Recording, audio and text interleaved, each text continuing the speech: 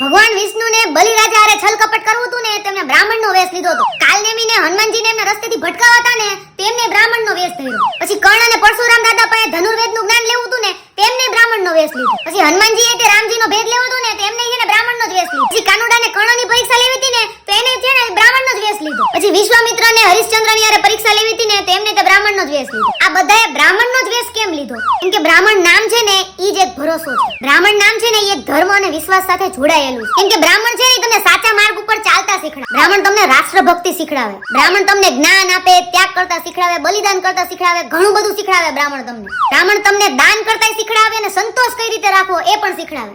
બ્રાહ્મણની પ્રતિષ્ઠાનો લાભ ઉઠાવવો છે ને બહુ સહેલો છે. કેમ કે બ્રાહ્મણ છે ને ઈ સાવ ભોળો હોય અને એનો ફાયદો ઉઠાવીને છે ને અમુક માણસો બ્રાહ્મણનો વેશ લઈ અને બીજા બધાને ઠગે છે. અને આવા લોકો છે ને આપણી સનાતન સંસ્કૃતિને લજાવે છે. તો આપણે એવું ન કરવું જોઈએ. આપણે આપણી સંસ્કૃતિને બચાવવી જોઈએ અને આપણાથી થતા પ્રયત્નો આપણી સંસ્કૃતિને બચાવવા માટે કરવા જોઈએ. જય મહાદેવ, જય પરશુરામ.